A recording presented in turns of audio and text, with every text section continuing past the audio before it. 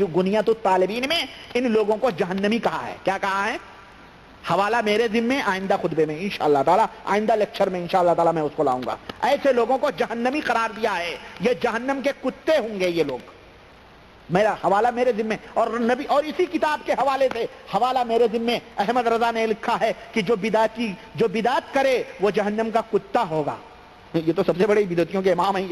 یہ تو امام، اور پھر یہ اپنے آپ کو دنیا میں کتا کہہ رہے ہیں نا، اپنے آپ کو دنیا میں کتا کہہ رہے ہیں نا. کہہ رہے ہیں نا کہ تجھ سے کتے ہزار پھرتے ہیں، کوئی کیوں پوچھے تیری بات رضا، تجھ سے کتے ہزار پھرتے ہیں. تو کتا مدینے میں پھر رہا، تیرے جیسے کتے بہت پھرتے ہیں نعوذ باللہ. اس کی تشریح میں کر چکا ہوں. تو یہ ہے صلاۃ غوثیہ. اللہ کے رسول صلی اللہ علیہ وسلم نے دعوت تبلیغ الگ الگ جگہوں پر جا کر دی ہے یا نہیں؟ بے شک اللہ کے رسول صلی اللہ علیہ وسلم نے الگ الگ جگہوں پر، کبھی قافلوں میں، کبھی خیموں میں. آپ صلی اللہ علیہ وسلم حج کے موسم میں حاجیوں کے خیموں میں جاتے تھے اور انہیں توحید کی دعوت دیتے تھے، اللہ کی طرف انہیں بلاتے تھے اور توحید کی طرف انہیں بلاتے تھے. بے شک دیتے تھے.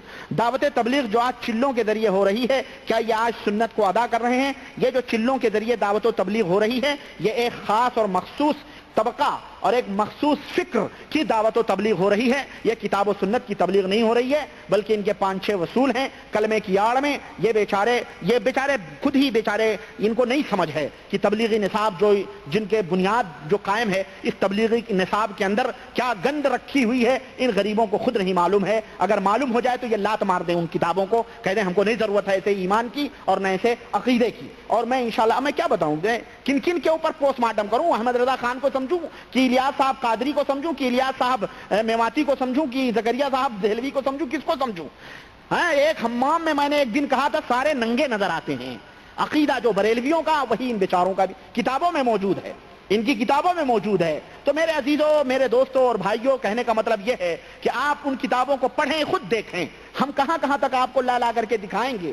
آپ خود دیکھیں، آپ خود پہلے کتاب و سنت کے حقائق کو سمجھیں کہ اللہ نے جو اپنے نبی کو دین دیا تھا وہ دین کیا ہے اور اس کی بنیادیں کیا ہیں. اس کے سمجھنے کے بعد میں آپ ان ترازو کے اوپر تمام لوگوں کی باتوں کو تولیں. جو بات صحیح لگیں سراخوں پہ اور جو باتیں غلط لگیں چھوڑ دیں. خلاص یہی حق ہے.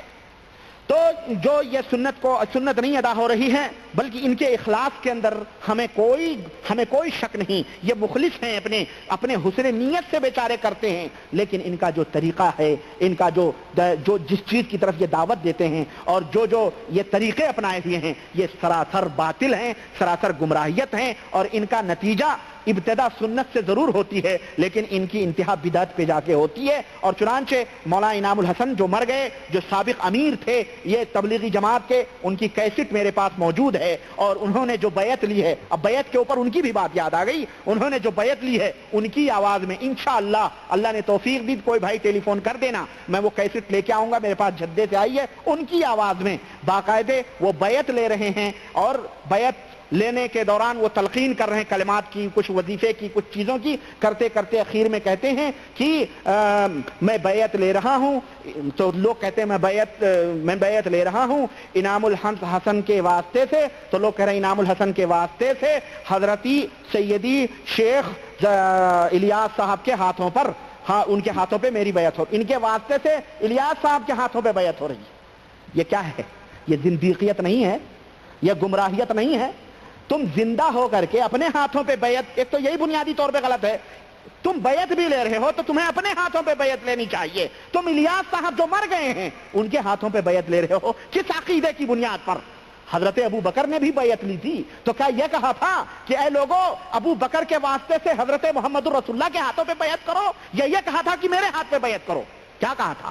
حضرت عمر رضی اللہ عنہ نے کہا تھا کہ میں آپ کے ہاتھوں پہ بیعت کر رہا ہوں. یہ ہے شرعی طریقہ. لیکن گمراہیت کا، ضلالت کا، بدعتیت کا، خرافیت کا طریقہ یہ ہے جو انعام الحسن صاحب کی کیسٹ کے اندر موجود ہے. اور میرے پاس انشاءاللہ آئندہ ہفتے